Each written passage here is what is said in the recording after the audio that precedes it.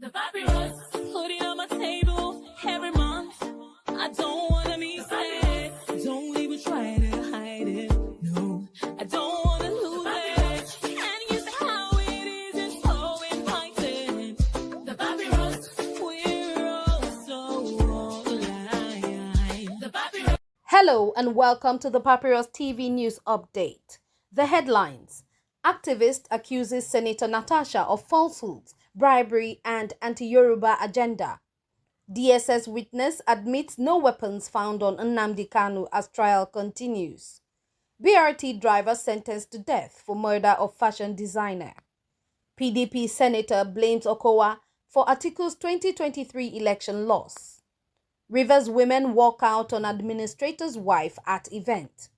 Deputy Speaker Kalu hails president's commitment to Southeast development. Reps Committee summons Governors Alia and Lawal. The details.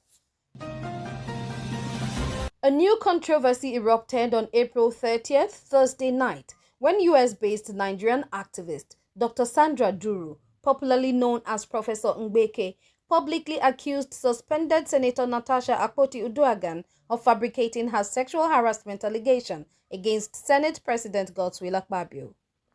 In a Facebook live stream spanning over an hour, Duru displayed call logs and WhatsApp messages she claimed came from Natasha, directly contradicting the senator's earlier assertions that she had never spoken to her. According to Duru, Natasha offered her 200 million naira to falsely accuse Akpabio of organ harvesting, tying him to the death of a young woman from years ago when the harassment claim failed to gain traction.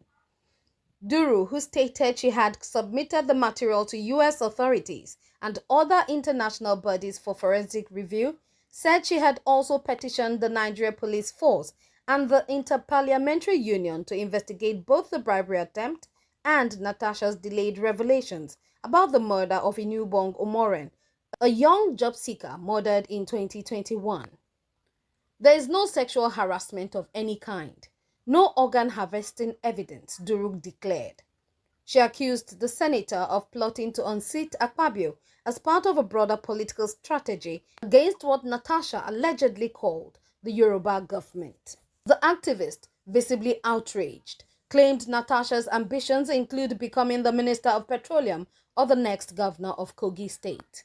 In the broadcast, Duru accused Natasha of being divisive and manipulative, asserting that she lacked humility and moral values. She is on a mission to destroy men. I cannot watch her destroy our sons and daughters, Duru said, adding that Natasha also insulted former Minister Obi Ezekwesili by calling her a useless idiot. The Facebook live stream has since sparked debate across social media, with calls for authorities to investigate the explosive claims. Natasha, already suspended from the Senate following her accusation against Akpabio, has not publicly responded to the new allegations as of press time. Progressively, at the resumed trial of Nnamdi Kanu, leader of the Indigenous People of Biafra IPOB, a witness for the federal government, admitted on Friday, May 2nd, that no weapons were found on Kanu during his arrest in 2015. The Department of State Services DSS operative, testifying as PWAAA, told the Federal High Court in Abuja that while a range of personal items including laptops, modems, phones and documents were recovered, none of them constituted terrorist weaponry or instruments of violence. The cross-examination was led by former Attorney General of the Federation, Kanu Agabi, who is defending Kanu in the ongoing trial, presided over by Justice James Omotosho. The DSS witness said his primary duty was to arrest Kanu and obtain a statement, not to analyze the items, though he did examine Kanu's phone. The prosecution, led by SAN Adegboyega Awomolo, did not present the phone analysis in court, claiming it was immaterial. The witness also confirmed Kanu was not confronted with any alleged accomplices, nor was his statement taken in the presence of legal counsel. He added that apart from Finland-based Simon Ekpa, no other IPOB supporter had been prosecuted for Biafra-related agitation. Despite the heavy list of impounded items, including drones, microphones, various laptops, modems, and bank cards, the DSS officer agreed that none were inherently dangerous. Justice Omotosho has scheduled continuation of the trial for May 6 to 8, allowing more time for cross-examination and presentation of further evidence. Meanwhile, Justice Sherifat Shonaike of the Lagos State High Court on Friday, May 2nd, sentenced former BRT driver Andrew Nice Omonikoro to death by hanging for the 2022 murder of 22-year-old Oluwabamiche Ayonwole. The case, which drew national outrage, concluded with the court finding that the Lagos government proved beyond reasonable doubt that Omonikoro murdered his passenger. In addition to the murder conviction, the court also found Omonikoro guilty of raping another woman, 29-year-old Nneka Ozezulu, in November 2021. While the court acquitted him of rape in Bamiche's case due to insufficient medical evidence, it convicted him of attempted rape. Justice Shonaike ruled that circumstantial evidence, including Bamiche's last messages and audio recordings, clearly showed non-consensual advances and fear for her life. The ruling marks a significant moment in Lagos State's legal battle against gender-based violence, especially involving public transport operators. Omonikoro, who had pleaded not guilty to all charges, was also cleared of conspiracy due to lack of supporting evidence. Continuing, Senate Minority Leader Abba Moro has openly criticized former Delta State Governor Ifeanyi Okowa, saying the People's Democratic Party (PDP) might have won the 2023 presidential election had Okowa not been selected as Atiku Abubakar's running mate.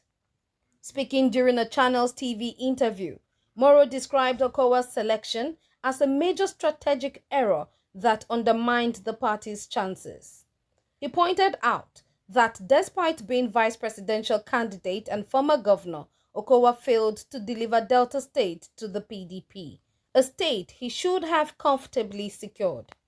Moro lamented that Okowa's failure went beyond electoral loss. According to him, the PDP now holds just one of the 3 senatorial seats in Delta, signaling Okowa's lack of commitment. The criticism intensified following Okowa's recent defection to the ruling All Progressives Congress (APC), alongside current governor Sheriff Oborevwori. Okowa said he regretted being on the 2023 PDP ticket with Atiku, a comment that Moro described as confirming long-standing suspicions about his loyalty. Moro acknowledged that Atiku's departure from the PDP, should it happen, would be a serious blow, given his historical role in the party and back-to-back presidential bids. He warned that disloyalty and internal sabotage, not the APC's strength, were the reasons PDP faltered in the last election. In another development, political tension in Rivers State deepened on Friday, May 2nd, as hundreds of women walked out on Dr. Theresa Ibas, wife of the state administrator, during a presidential empowerment program hosted by Senator Remi Tinubu. The event, held at the EUI Center in Port Harcourt, was part of the Renewed Hope Empowerment Program, targeting 500 women with business tools and cash grants. The women disrupted proceedings when Ibas began her speech, chanting, "We want Sim, give us Sim, we want Valerie, we want Remi Tinubu to speak to us."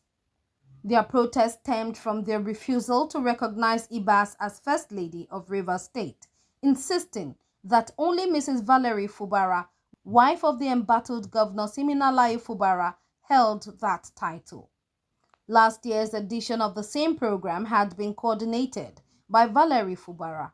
Women at the event told journalists they had been prepared to welcome Remi Tinubu and were shocked to see Ibas assume the stage. One protester, Ekpeye Favor, stated, "We have a governor. We love our governor. We support our governor. We have a first lady. and we are just saying one governor at a time.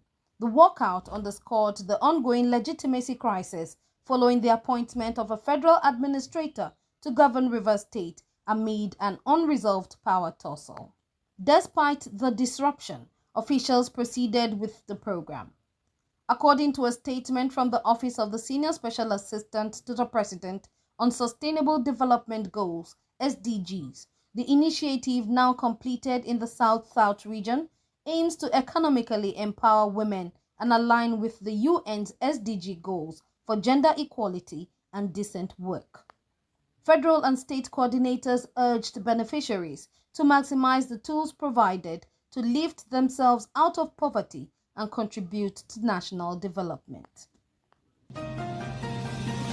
Furthermore, Deputy Speaker of the House of Representatives, Honorable Benjamin Kalu, has declared that the Southeast will deliver over 70% of its votes to President Bola Tinubu in the 2027 general elections, in appreciation for what he described as the president's historic commitment to the development of Igbo land.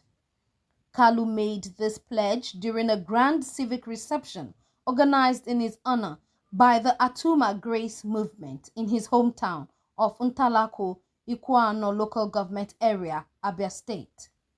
According to Kalu, the creation of the Southeast Development Commission, SEDC, recently signed into law and funded by Tinubu's administration, fulfilled a long-standing promise first made by the Yakubu Gowon regime in the aftermath of the Nigerian Civil War, but never honored by successive governments for over 50 years.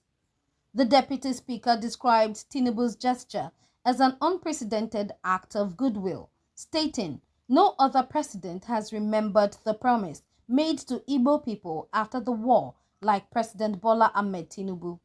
He chose the Southeast Development Commission, which no other president accepted to sign. In a ceremony marked by significant political realignment, Kalu formally welcomed several high-profile defectors from the Labour Party (LP) and the People's Democratic Party (PDP) into the All Progressives Congress (APC).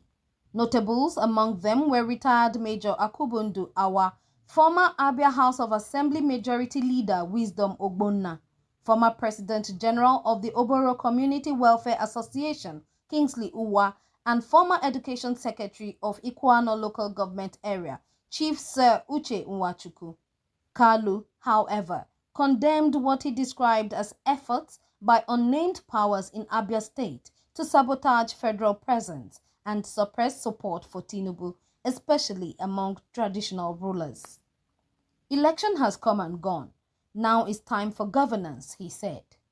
Restricting traditional rulers from welcoming those working with the president is not the right leadership Abia State is looking for. He called for political tolerance, urging state actors to stop threatening monarchs and to allow all citizens the freedom to associate with the party and leaders of their choice. The event's host, former lawmaker Honorable Emeka Atuma, praised Kalu as the highest-ranking APC leader in Abia and reaffirmed the party's growing influence in the state. "We are ascending in the state. We are ascending to greater heights. We are not going to be distracted," Atuma said, adding that even traditional rulers who were instructed not to attend still found a way to express their support. Conclusively, in a separate development, the House of Representatives Committee on Public Petitions has summoned Benue State Governor Hyacinth Alia and his Zamfara counterpart, Dauda Lawal, along with the leadership of their respective houses of assembly, over concerns of legislative dysfunction in both states. The summons follow a petition filed by a civil rights group, Guardians of Democracy and Rule of Law, which urged the House of Representatives to consider invoking its constitutional powers to take over the legislative functions of the state assemblies, citing a breakdown in governance.